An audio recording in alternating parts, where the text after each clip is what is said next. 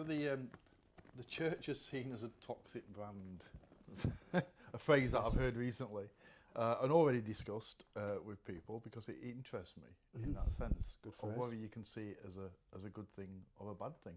Apparently, some people see it as a good thing. Yes. I mean, who would see it as a good thing? I think so. Who sees it is in context of what we shouldn't do is water down the gospel to fit in with society. So we shouldn't change what we believe to fit what society necessarily believes in this day and age. So not trying to fit in. So people in society who see the church as a toxic brand, well, that's fine. If that's what they want to do, we're not going to change. It says something, doesn't it, about what the church thinks it is, and what and where do we think God might be within all of that. Yeah. So if we're saying that the church is seen as a toxic brand, and that's a good thing because it means that we've not, the church hasn't moved changed any of its thinking, and it's stayed true to itself and all those things. And that kind of assumes then that the church has got some kind of moral high ground, or at least it has a kind of absoluteness about it that is over and against what all these other things are in the world, and that God's in this bit and not in the rest of this bit. And I think my sense is that that's probably not the case. I think that's not the same as saying that the church has...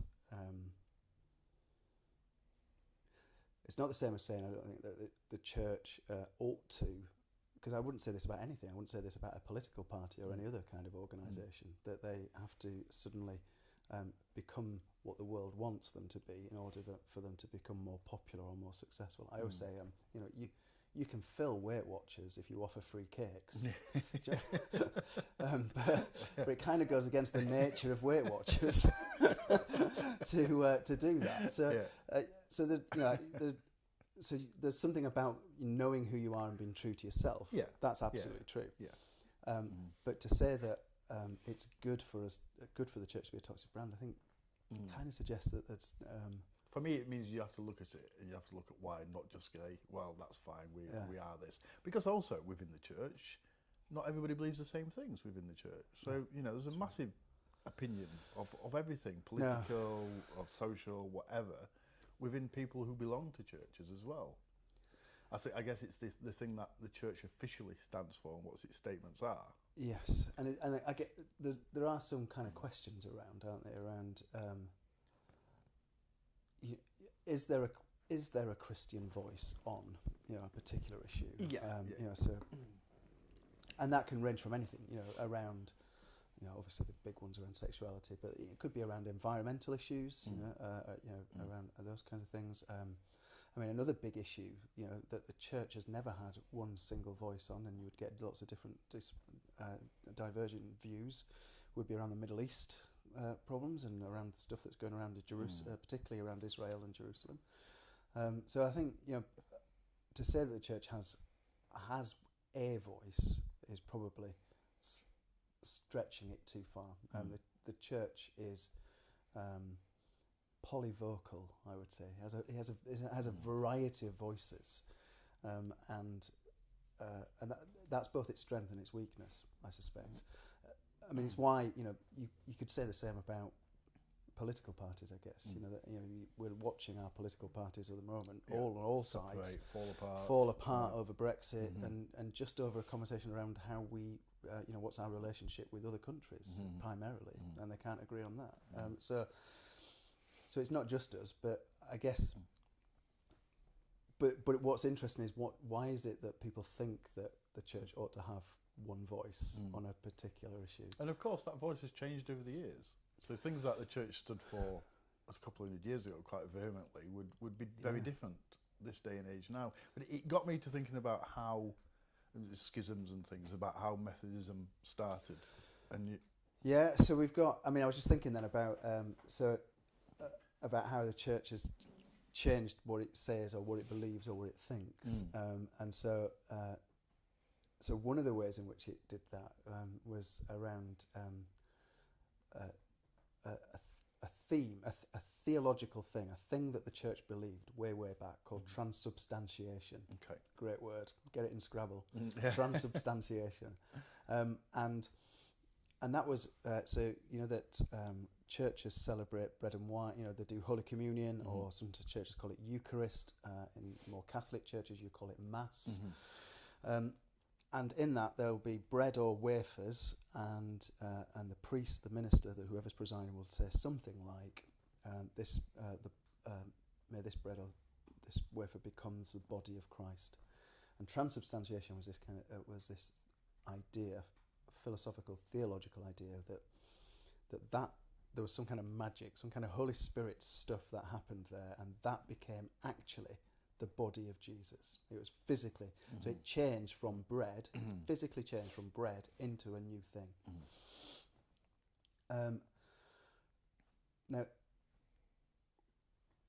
just before Methodism started, say just before, but all around that sort of time, there's a group called the Dissenters, the people who dissented from, mainly from Church of England kind of stuff.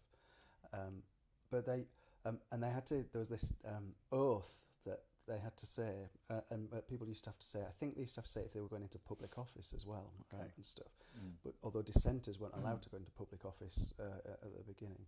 And the part of that oath was that they didn't believe in transubstantiation. So you had to kind of promise that you didn't believe in this thing that the church used to believe in order to be kind of accepted in that kind of world then. Okay. So that, I mean, that's a kind of almost, it's not just that the church changed the way in which it thought, but it became the state interfered in making sure that the church or the people that were there, that change was kind of, that's right. So it was, all that time was fascinating. But Methodism, get back there. So I'm a Methodist minister, so I come from I'm part of the Methodist Church. And Methodism is a denomination that began in Britain. And it began in the 1700s was when it started. It was the late 1700s, early 1800s where it really kind of took off, really. But that 1700s and 14, 15, 16, 1700s, particularly the 16 and 1700s, was this time of, there was schisms all over the place. There were these different groups that kept kind of forming. I read about one the other day that it reminded me of Harry Potter. What did there was something like Muggletonians. They were called Muggletonians, and you know that Harry Potter used the Muggles, and this was a group that had kind of emerged around about that time. So a lot of them were raised up. So Anabaptists were another kind of famous group. The Quakers were another group. You know, so a lot of these groups were kind of. So there seemed to be something happening in the kind of religious atmosphere that meant that lots of different people were starting to have different ideas about God or about church or about life or about faith and all those sorts of things. So a lot of that stuff was happening. But the church, the established church in Great Britain was the Church of England, as it still is today. And the Church of, I was reading a guy a couple of months ago who wrote about this time for the Church of England, who said his argument was that the Church of England at that time was really lacking leadership at that time. There's nobody really kind of stepping up to the mark. And quotes a number of bishops of the 1700s, 16s and 1700s, so bishops in the diocese who never even visited their diocese. So they didn't even live in their diocese and never even visited their diocese. So clearly there were other bishops that took their job really seriously, their vocation and calling really seriously. But so there was there was poor leadership and vision for the Church of England, and disconnect with the people they were leading. Well, and then the other thing then was that this is also at the rise where we're starting to shift away from agrarian cultures and rural kind of communities. There's a move to cities. So cities are starting to emerge, like Manchester and Liverpool, Leeds, you know, all that stuff. I mean, this is just before what we would now call the Industrial Revolution, although lots of people argue you shouldn't call it a revolution. But but we're moving into that revolution, that industrial age, of which Stoke-on-Trent was built on. That. So, and the city I grew up in, Bradford, was built on that. So what that tended to do is that it meant that there were people who owned stuff and there were people who didn't own stuff. And the people who owned stuff and they owned the means of production and all those sorts of things, they were wealthy. And the people that didn't had nothing. Because we're talking about a time when there is no NHS, there is no health service, educational services. There's no there's no state as such to help.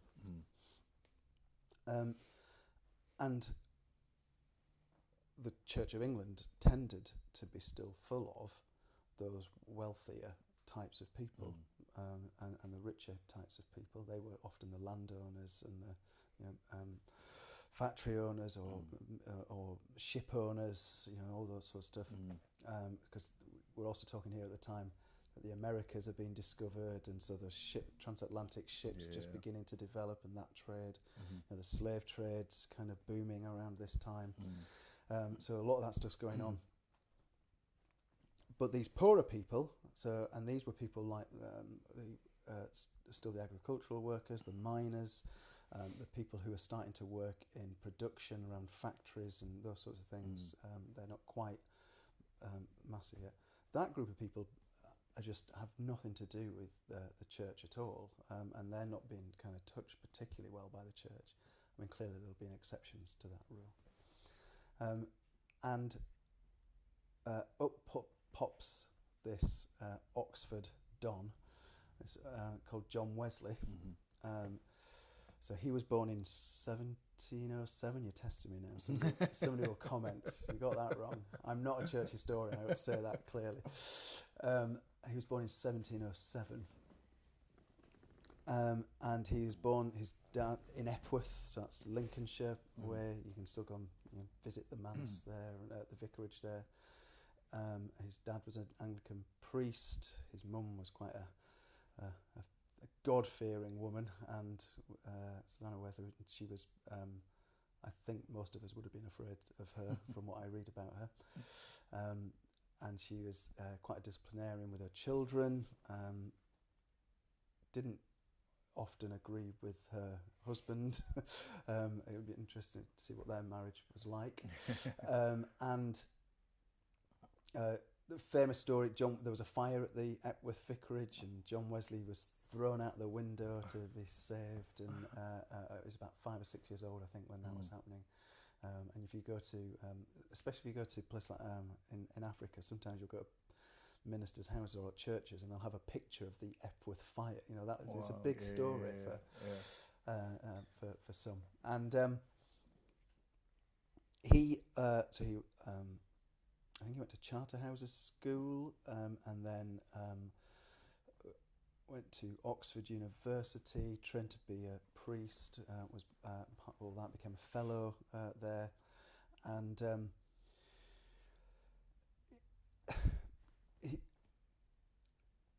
my reading of John Wesley is that I probably wouldn't have got on with him. I don't think he seemed to be quite he seemed to be constantly wrestling, particularly around this point, constantly wrestling with something that just wasn't easy. There's a great story about him going to America. So the Americas are kind of come into being, and so America in those days belonged to the Bishop of London, belonged to London Diocese. So the whole of the United States belonged to, well, it wasn't the United States then, the whole of the Americans belonged to the British Diocese of London. So the Bishop of London was the Bishop of all America.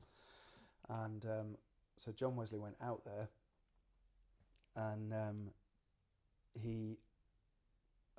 there was this run-in with this woman, and this woman was the daughter, I think, of the sheriff or of some magistrate or leader within this town in America, in Georgia. And when John Wesley went over, there was a bit of a kind of encounter, and it seems like one day he was like, yeah, we'll get married, and the next day, no, we won't, and then, oh yeah, we will, no, we won't. In the end, I think she married to somebody else, and then he refused her communion, which is a big thing in those days. So he refused her communion, and the father then went looking for him, we think, to kill him, and he ended up hiding in the marshes for ages, and then he managed to get a ship back home. And then when he got a ship back home, there was a massive storm.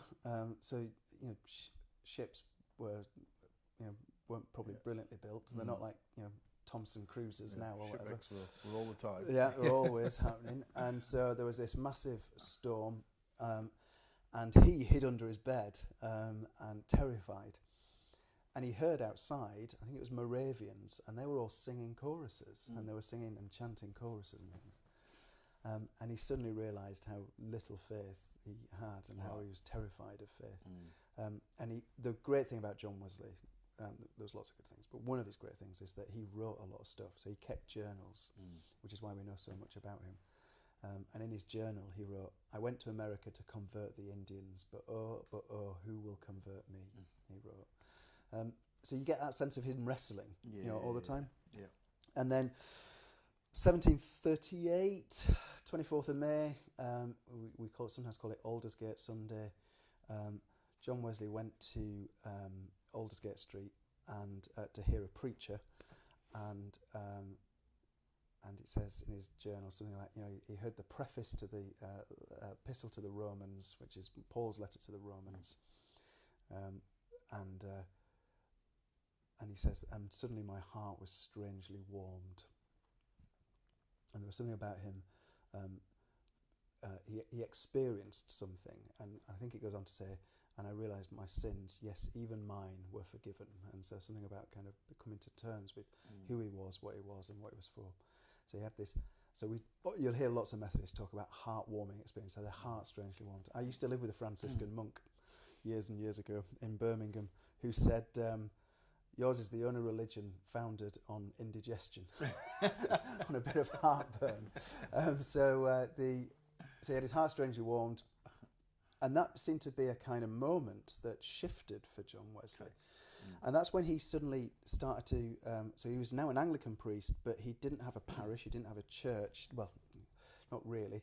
And what he started to do was to, instead of, because all these people, these working classes in particular, they weren't coming to church, he would go to wherever they were. So he would do, we call it field preaching, open air preaching. And he would just kind of arrive in places, towns, villages, and he kept them all in his journal. So you can go to churches and sometimes it'll say, John Wesley came into our town in 1742 or whatever. And he would preach to all these, to these folk who had never really kind of heard the Gospels before, the stories of Jesus, the good news, and he felt this real kind of fervour, kind of for this, and he gathered then other people who were also kind of interested. He also fell out with there was a guy called George Whitfield who he had a kind of a love kind of hate relationship with. They had a bit of a big fallout, and then they kind of made friends towards the end of their lives together. But and then he had his brother Charles Wesley. Now Charles is probably more famous for writing hymns and poetry and things. And then, so there was John and Charles, and then there was a few others. They formed a club in Oxford called the Holy Club, where they met in fellowship together, in groups together, and they met in, they would read their Greek New Testament. So the Bible is written in the Bible wasn't written in English, it was written in Greek, is the New Testament part. The Old Testament's in Hebrew and a little bit of Aramaic.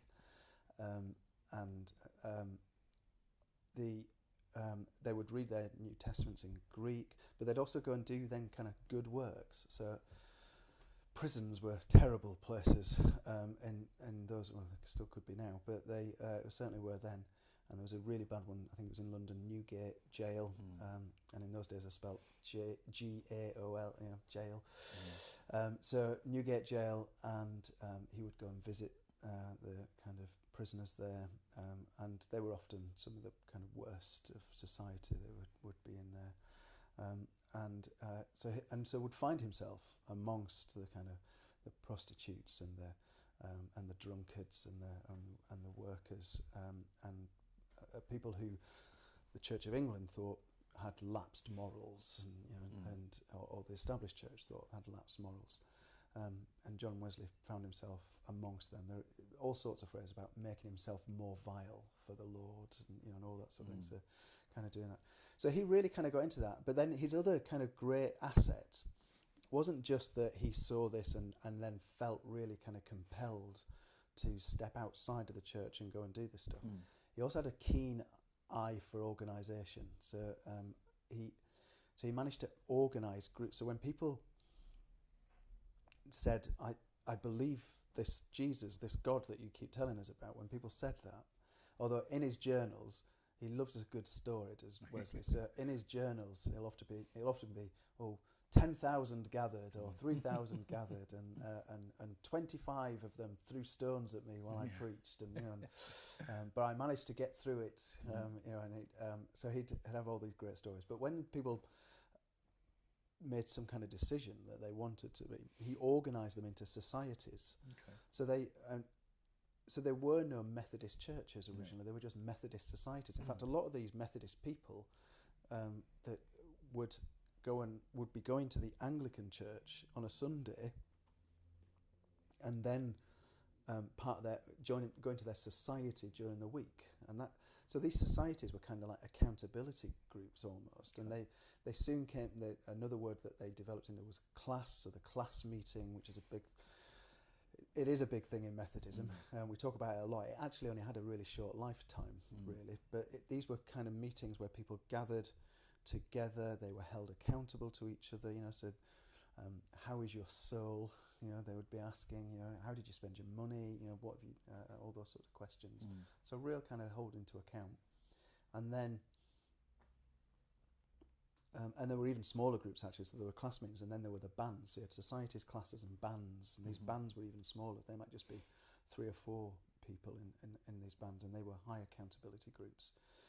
And they would read their Bibles together, they would pray together, they would do good works together. So they kind of mimic what this Holy Club was doing in Oxford, and he'd kind of do that across.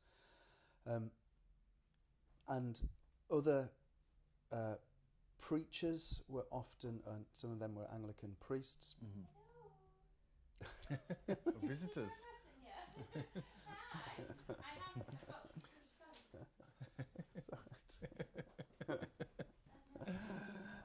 See, it proves we're live. Yeah. It certainly does. And anybody's welcome. Yeah.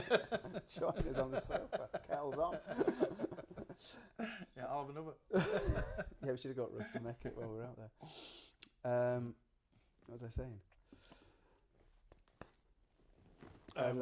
Yes. So these, these other preachers would often they would then be going off around the country as well, preaching, and in this kind of name of, Methodism was actually it was an insult that originally was the term, because of John Wesley's methodical way of organising stuff. So, and they would go off and do their thing, and so he held a conference, and the very first conference, and these preachers were in what he said were in connection with him, and that connection is spelled CONNEXION. So it's got an X rather than a CT. And that was then the connection. We still talk in the Methodist Church now of the connection, and it's the way in which we are all Methodists are related to each other within the connection. So you can see all of those things began in those early days with John Wesley, and he had some different ideas to some of the mainstream ideas that were around. So there were a lot of Calvinist thinkers. So Calvin was a particular thinker, a theologian who there were things around predestination. So that's the idea that there's somehow that it's already been decided somehow. There are different versions of predestination, but essentially it's already been decided who gets into heaven and who doesn't get into heaven. John Wesley said actually everybody can get into heaven, and so there isn't and that's a theologian who thought like that was called I can't remember his full name, but so if this is Calvinism, the idea of predestination, the idea that everybody has the opportunity to get into heaven or can be saved is Arminianism, that's called. Okay. So that and so John Wesley had that idea, which was quite distinct from a lot of the other preachers and thinkers, and that's partly the fallout with him and George Whitefield as well that happened. But so he thought about those things. He talked about so he had these 4 alls, and Methodists will talk about these 4 alls, which I've got to try and remember. It's something like all can be saved, all will be saved, something, and then the last one is, and all will be saved to their uttermost. So it's the idea that there isn't a kind of set, there's not a select group that God is for. God is for everybody. And he also had some quite strict, so he had those sorts of ideas. He had some fairly strict ideas around about how we, the gospel's a social gospel, so that the idea is that you not only is this about personal kind of stuff, but it's also about to change the nation, to make the world better, to make the world a better place, or the nation a better place. And you can still see that in Methodism has a real drive for being engaged in community. I know you were talking about that with somebody last week, and those sorts of things. So there's still some of that DNA left in where we kind of came out of. And so that period of our time is often called the evangelical, is part of the revival. There's a kind of revival movement. And Methodism was right at the heart of that, and lots of other people kind of started coming into Christian faith. But it looked very different to the Christian faith that kind of preceded it. So that interests me, that Calvinist sort of idea then, that almost you were born into a situation where you would go to heaven, and people were born into a situation where they just had no chance of doing that, from no fault or anything of their own, it seems like. Yeah, there were different. There were different versions of Calvinism, and then there were people that kind of developed it further. So it's quite a you can buy whole books on this stuff. So it's quite a complex thing. But the idea would be the predestination, and there's sometimes double predestination. So the predestination idea, often that. So we already have it in the church. We still have it today in the church. So we'll still have we've just had Easter, so Good Friday, we believe that Jesus died, and on Easter Sunday we believe he was raised from the dead, and we believe that all of that, both Jesus' life and in his death and resurrection, all of that does something that means that humanity has been freed, has been released, has been given fullness of life, and that, for some, that means then some kind of afterlife. For others, it's more about what happens on earth. But even so we call that salvation. So there's something about salvation there. But even the scope of salvation, so who gets saved, we've still not determined who that is particularly. For some Christians, the people who get saved might be the ones that God has already predisposed, pre-elected for, or the elect. So they are the ones that God, the most extreme version of that are the kind of rapture type people, so the people that think suddenly we'll just be whipped off in rapture. So next week, suddenly 30,000 of us will disappear, and we sound like an Avengers movie. And we've all been taken into heaven. And so there's that extreme version. Then there's the people who, and this is probably the more middle ground, which would be actually you have to have a choice. So God doesn't kind of force people into anything. So there is a choice, and there is a place where I have to be able to say, yes, I accept all of this. I want to be a part of this. And so there's a kind of choice thing. And then there are others saying, actually, if Jesus died, Jesus died. You can't change that. No. And if he died for everybody, and that's it. And we call that universalism sometimes, or universal salvation. And so there's a whole range then of people, and we still like that now.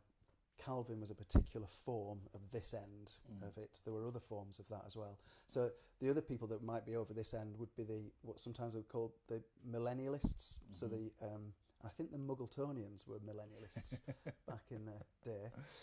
So people who think that the world will end on a particular day, and that when the world ends on that particular day, those who are called, that God has already chosen, they'll kind of go up into heaven or wherever, and the rest will kind of be left.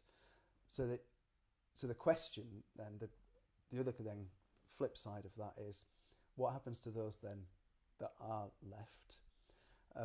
Do they just disappear, or is there a double predestination, which there are some that are just going to be condemned to hell, irrespective of anything else, so that their souls will be in damnation forever? It's rare that you're going to hear that in most Methodist churches, or well, any church in Britain particularly. There might be some extreme examples of it, but so it's rare that you'll hear any of that. Most people are in that kind of middle ground that say that there probably is a choice that has to be made. John Wesley, I think, was definitely clear that I think that there was a choice to be made. People had to kind of say, this is for me, but there was nobody who was outside of God's grace. So there was nobody who, we sometimes call it prevenient grace. So God's grace comes first, and then we kind of come afterwards. So, and by grace we mean the kind of love, the gift, the Spirit of God kind of comes first. So, so these are, this is the heart of Christianity. These are really big, deep things. Thousands of books written about them. So John Wesley kind of believed that, and in some ways it kind of became a freeing up, an opening for people. So if people, so from that he expected, I think, fairly high behavioural models to change. So if you were a drunkard before, you weren't going to be a drunkard now, because you'd accepted this new way of life, and that's partly why you were accountable to this group of people. And so there was a way, we called it Christian perfection. It's this idea that you grow in holiness, that you become holier and holier. Interesting, he never claimed it for himself. He claimed it for others. He sometimes said other people had it, but he never claimed it for himself. I'm interested in, was this just from his experience, his own experience, it was just a different way of thinking, or was he heavily influenced by things he read or saw or people around him? He was an academic. I mean, he was, he was a big thinker, and so he would, for instance, I can't remember the name of the book, but he was at a time when a lot of the church was heavily invested into the. A lot of the church was heavily invested in the slave trade. John Wesley was very much against the slave trade. In fact, there's a brilliant painting of him preaching in Bristol. All the church are aghast at him. Bristol was one of his centres. And he, part of his reason for that was because he'd read that there's a famous book that was written by a freed slave around that time. I forgot the name of it now. And he'd read that book, and I'd kind of dawned on him some of that stuff. I mean, he wasn't the only one. Some of the there's the name of the blind guy who will come back to me.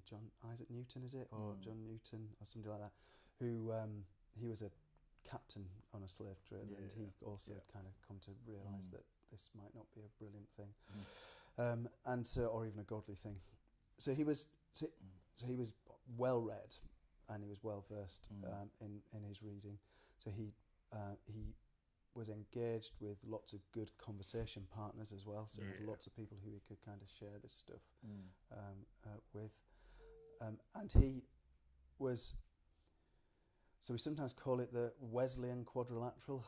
It's not really. John Wesley never came up with it. It was another guy called Outler who came up with it. But he was trying to think, what is it specifically about the way in which John Wesley thought, and the way that Methodists think in particular.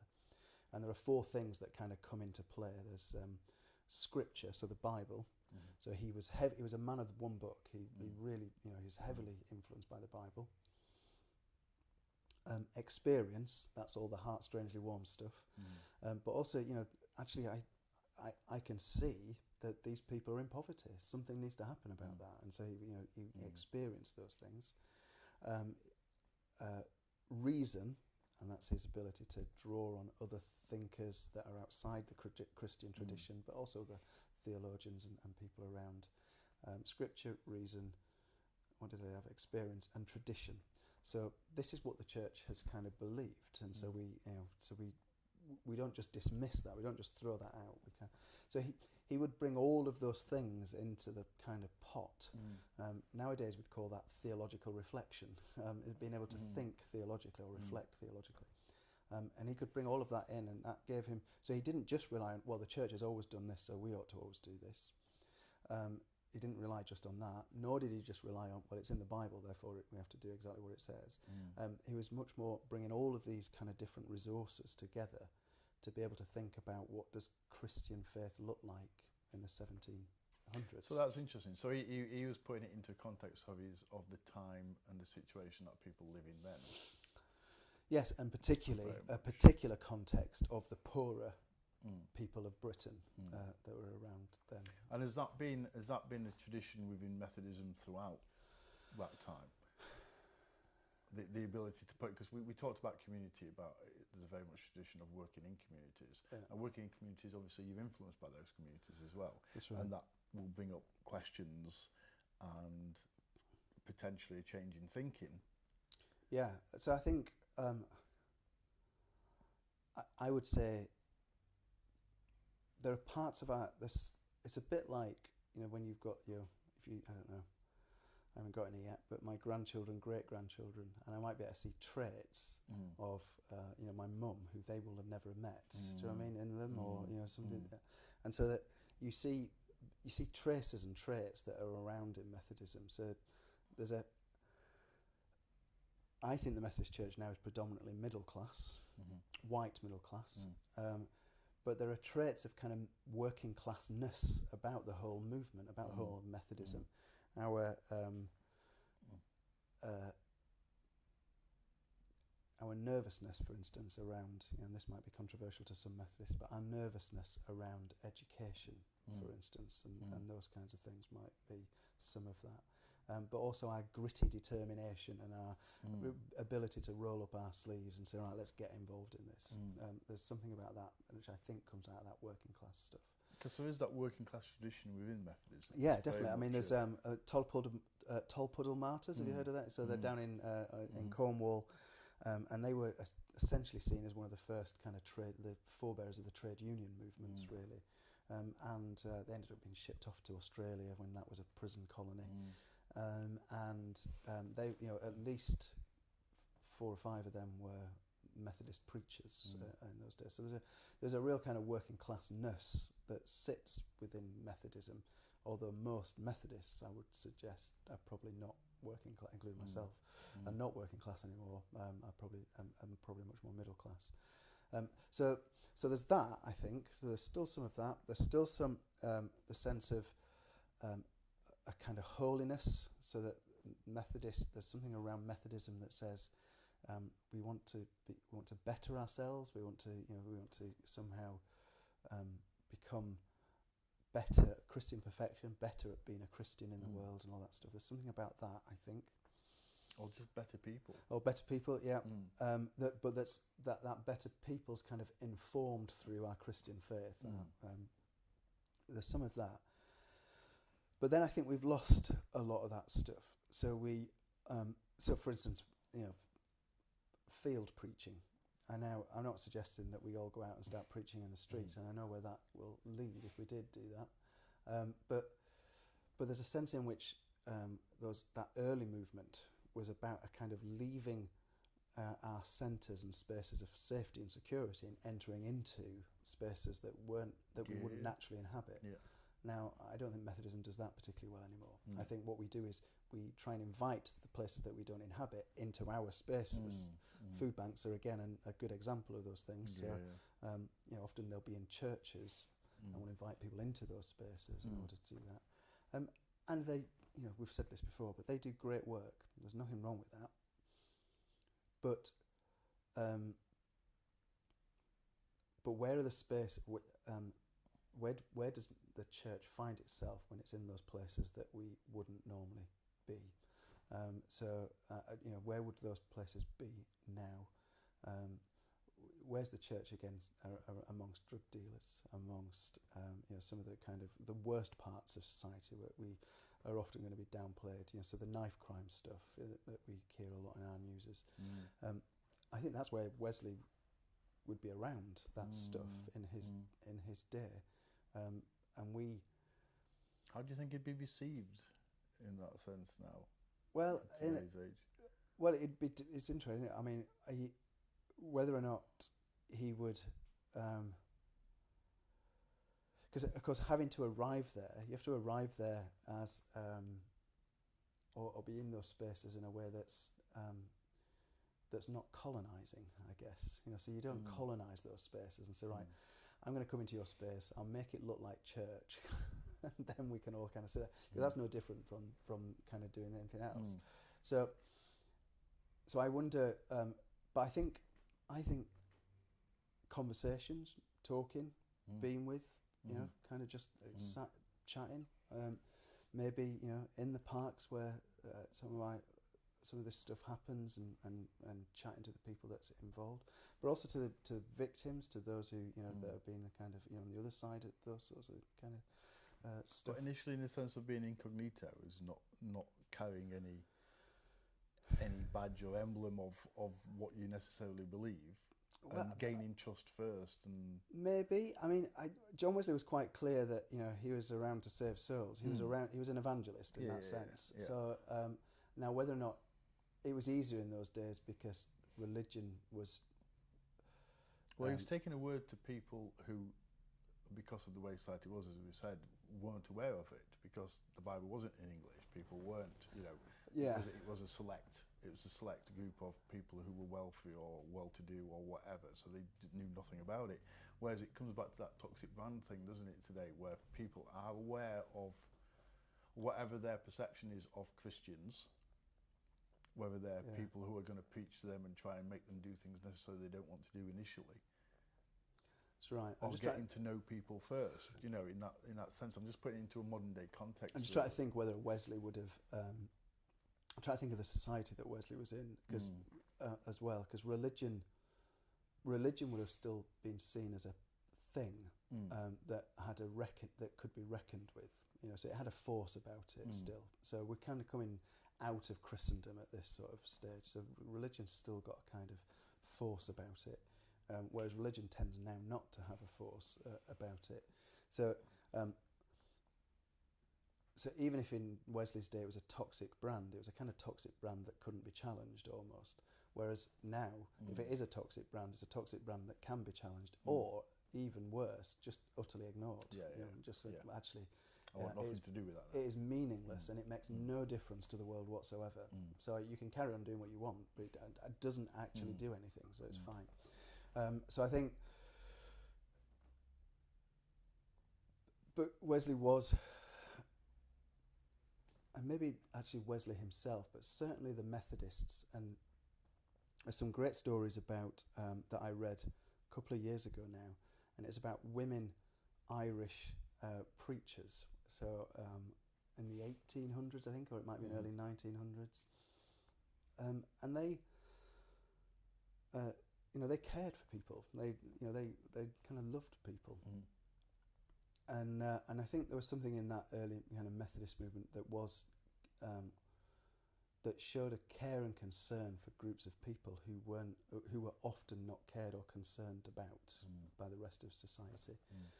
So I think there's definitely something around that, and in that sense, there's something probably kind of more relational. For me, it's not about. It's not about trying to copy John Wesley or to, or even to kind of. I mean, John Wesley did do a thing where he thought that we were going back to a kind of more New Testament type church. That the church, but this was a kind of common theme in those days, particularly amongst Protestants, that there was the church in Acts of the Apostles, which is the first book after the Gospels. So it's the first beginnings of the church. And then you have the church of today, and the church of today looks radically different from this kind of church of then. And so this idea that you could kind of go back to somehow this early church, which I just don't think is possible or desirable. So, for instance, it says in Acts of the Apostles that basically they put everything in the pot, and then they shared out equally what they had. But this is in a time when you weren't particularly in a propertied society. You know, I mean, if you want to give your house up, then I'll gladly take that, and you put it in the pot, and I'll chuck in, I don't know, my small car, and we can have that. So we live in different kind of worlds now. So I don't think we can go back to that. So for me, the question isn't about mimicking or copying, although there will be lots of good things that we want to kind of that you want to think about and develop, I suspect. What I'm interested in is how John Wesley seemed to kind of, and those early Methodist preachers and the people that he gathered around him, they kind of caught the imagination of the people of the time, and so so something new emerged because they were able to kind of capture the imagination, and they were doing that in a time when there were lots of people who were not kind of who were not entranced by this, enchanted by this Christian kind of story anymore, and yet John Wesley managed to kind of he seemed to be able to read the world enough and be able to present the thing that he wanted to present into the world in a way that the world could say, this is what we need, this is what we got, and we could kind of do something with that. Now, going back to toxic brands, some would say, I suspect, well, that's because John Wesley preached, hell and damnation and sin and salvation and and that kind of thing. And that might well be true. I mean, you can read all his sermons. He kept all his sermons, and they're all there. His own review of his own sermons are probably a lot better than the review of others that heard them. But so if he could, so my question would be then, who is it, or how do we capture the imagination of the world again? And because we live in particularly in a world where that has that the world's not enchanted by the Christian story anymore, particularly in Britain. So what do we do to try and, or is it possible, or is it even desirable? And is it that we, and so it comes back to that argument, is it then, we have to go back to that stuff, preach sin and hell and damnation and all that stuff, or do we say, no, there has to be another way? So did that stuff work for John Wesley simply because that was what the people of the time needed to hear, and it captured them, and so they kind of moved into it? Is there other things that that people need to hear today, that we can say, actually, that is godly, that is Christian, that comes from our Christian kind of experience, that we can then proclaim's probably a bit too big a stronger word, but we can narrate it, we can put it out there, and people might be able to engage with it better than the stuff that is currently unengaged with. I think essentially it's about what we do and not what we say, and being seen to be doing those things. Yeah, that will make people see a difference. The people see something somebody said to me recently is, we're here as we're a lot of Christians in this place, but people looking on the outside don't see us doing anything different to the people they would see as non-Christians. What is the difference? What are people seeing? Yeah. In Christians and non-Christians. There's that poster thing, isn't there, about if you were arrested for being a Christian, would there be enough evidence to convict you in a court case? And it's a difficult one, isn't it? Because there are good people out there who are not Christians. Wouldn't call themselves Christians. Or not of any faith at all. So there are good people out there, and some would call themselves of another faith, and some would say they have no faith, they have no belief in a God, and they're still good people. And clear, there are some Christians who are not good people. We know that, and that's not just the big cases that get into the news. I've been a minister of enough churches to know that churches can sometimes fall out with each other in horrible ways, and behave in ways that people can behave in ways in church that they would never behave in work like, or even with their own families like. And church does do that to people sometimes. So so that's problematic. So there's definitely something, and I think this is the Methodist in me that comes out of John Wesley's stuff. There's something around Christian perfection that says, I want to become more like Christ. I want to become more kind of generous, giving, hospitable, loving, caring, gracious. I want to be less angry, less aggressive, less selfish, all those sorts of things. I want to be all of those things, and yet there's a kind of inner spirit that wants the opposite of that says no, me all the time and all that stuff. So there's that kind of constant kind of it's not even a battle, it's just a readdressing or a retuning of myself into those things. So there's that, and then there's the but the thing around not about what we do, for me still there's something about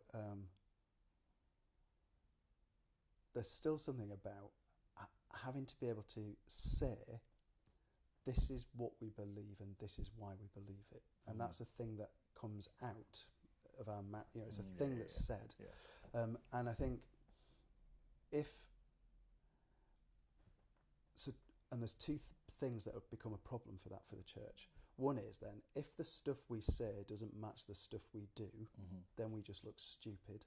And we know that when we see politicians, say one thing and then do another, things like the expenses scandal was a classic, wasn't it, when that happened? If we see that, then people are kind of rightly want to say question that and ask why that's happening. And the same ought to be true of the church. And so we hear that around the sexuality bit, don't we? In it, but also in other places. If the church says, it says openly, God loves everybody, and then we choose who we do and don't include in our world, and that might not just be around gender and around sexuality. It could be around gender. It could be around race. It could be around disability and ability. It could be around age. It could be around class. Situations. It could be a whole range of things that we might exclude people on. So if they see, rightly, if the world sees that, or if other people see that, then they ought to hold us to account for that and say, that's not what your practice is not what you're saying. No. Or they just say, well, that's a toxic vandalism. That's right, exactly. But the other problem for the church, so one is around matching behaviour with what we say. And because the world, or outside the church, has got really good at holding us to account, actually what the church has done is said, oh, well, we'll just not say anything. So if we don't say anything, then they'll just pick up on what we... BBC approach. That's right, We'll just pick up on what we do, and then we've not actually said anything. And I think you were telling me about something you'd heard about mission without the gospel. I think that's probably what people are getting at when they say mission without the gospel is just social care. This idea that if we stop saying what we are and what we believe in and why we believe it, then what we do then is looks like any other social care provider that might be out there. Now, in itself, I don't think that's a bad thing, because if it's meeting a need that needs to be met with a particular group of people, then why shouldn't the church be doing that? That's exactly what the church should be doing. And in my experience, that is happening. What I say about demonstrating, because I know a huge amount of social workers and people who are working in social services who are Christians. Yep, that's right. Who be Christians. Yep. So they're out there doing that. That's work. right. So that's the other. So that leads to the other problem that we've got then. So there's that one around doing and saying, and then the other problem is around that the church, most Christians don't know their Christian stuff well enough. So they don't. So going back to Wesley and the Holy Club and those societies and all those sorts of things, they took their Christian faith serious. They read books, they read their Bibles, they read commentaries. Commentary is a book that helps you understand particular parts of the Bible and things. So they read all those things. They shared in conversations. They didn't have Netflix, did they? They didn't have Netflix. No. They weren't working massive jobs. They weren't paying huge mortgages, and having to work 15 hours a day or whatever. Just they weren't the same kind of other demands on life, like all my children need to, one needs to be in hockey at 5, the other one needs to be at gymnastics at 6:30, the other needs to be. So it's not. I've got to pick my daughter up from drama. Right. Don't let her get away. So so there weren't any of those demands. So in that, you could say that life was a bit simpler. I don't think it was, because there was, poverty was in a, there was people dying. Life was hard. Life was hard for people, but in some ways it was simpler, and so.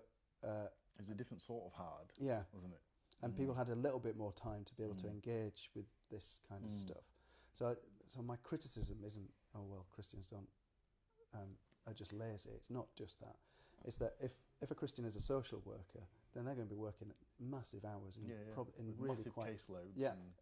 In really quite intense environments, and making difficult decisions.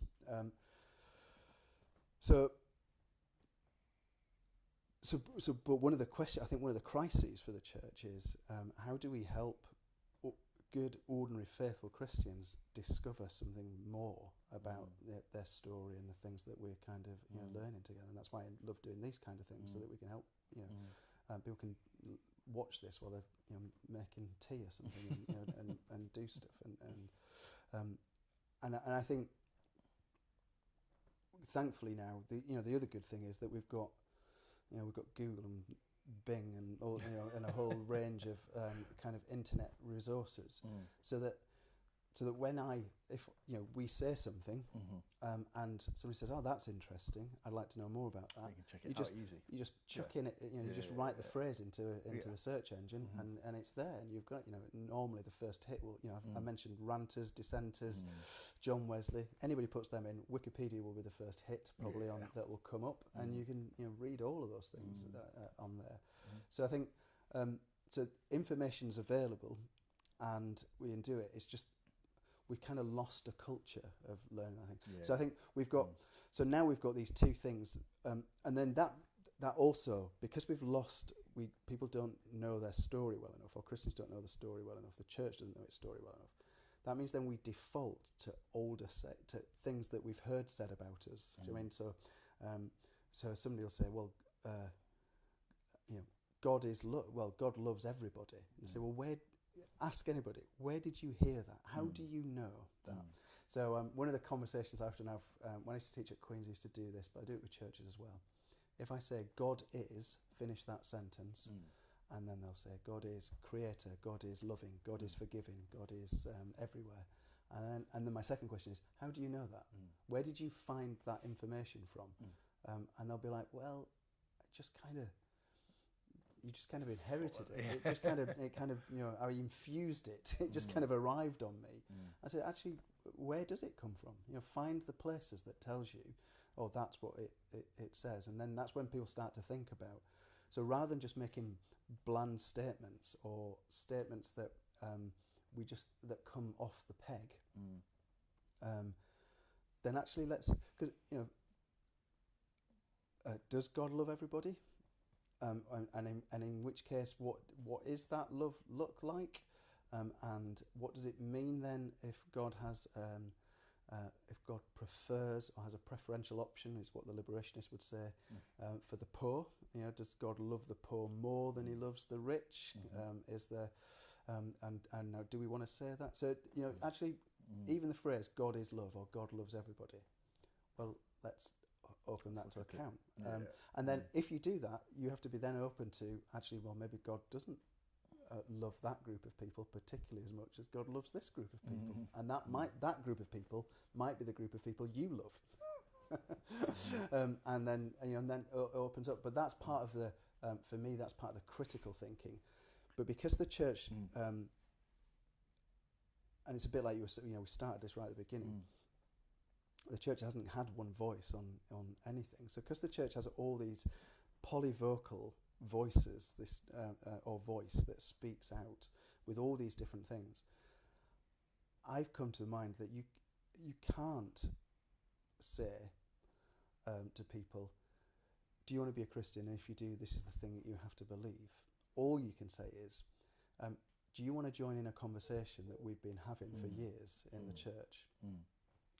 And you will come to your own conclusions when you kind of come out of that kind of conversation. I think that's in 2019. That's probably the best we can offer, because there is so much out there. Yeah, and the secret will be is how do you get people to engage in that conversation in the first place? Is it the cakes that Weight Watchers? Exactly. So do you you know, and so do you do kind of gimmick church? Yeah. You know, so and so you kind of do that, or, and this is where we go back to the Wesley thing, or do we say, actually, now let's get to the pub and let's kind of have this conversation properly? Because at the end of the day, it's going to be about people. It's going to be about personalities. Yeah. In the same as everything, you know, is it in the way your life can be changed by teachers who became role models because you liked what they said and you liked them. There's something about them that you liked. Yeah. It's the same. It's got to be the same with Christians. It's got to be the same with Christians going into society and being liked by people for what they do, and therefore those people are willing to listen to what they say. Yeah, and so one of the things that, you know, it says in Acts of the Apostles, that, so in this kind of early church, one of the things it says is that, and the bit that everybody picks up on is that it says and more were added to their number each day. But the bit just before that is, and they had the favour of all the people, and more was added to their number each day. So they had the favour of all the people. There is a kind of kickback to that, I think. If the people I stand with and who like me are the poor, then the likelihood is the rich won't. If the people who I'm with, you know, are for a particular group of people, then the people who aren't for that, or the people who've oppressed that group of people, or aren't that group of people, might not like me. So the idea that I can be, and that's partly why Paul would talk about being, you know, all things to all people. St. Paul would say that, and I'm not sure that the church can always be like that. That we sometimes can, and that's, you know, coming back to that conversation about toxic brands. Sometimes there is a thing where I might want to say, actually, this is what the church stands for, and we are going to stay there, and that's what we're going to stick for. What we can't decide in the church is what those things are. Is it Steve Chalk or somebody who says the problem with Christians is they keep dying in the wrong ditch? So we fight the battles that, you know, that we don't need to fight, and lose the battles that we should be fighting, or even don't engage in the battles that we should be fighting. So for me, I think that, you know, I've made that openly clear. For me, the sexuality agenda is really important, and we just need to get on and learn from the world, actually, and say, right, we are an open and inclusive church. Because the battle that we need to be fighting is about the people who are in poverty in our country, the people who are hungry in our country. You know, that's the thing that we ought to be. There's a lot of battles out there. That we need to be kind of tackling. I've become more and more convinced of things around pacifism, for instance. I've become more and more convinced around plant-based diets and the way in which we treat the environment, and, you know, and all those sort of things. I can't quite get myself to. I like cheese too much. But you know, so those are things that I think we should be really wrestling with. I think you're right.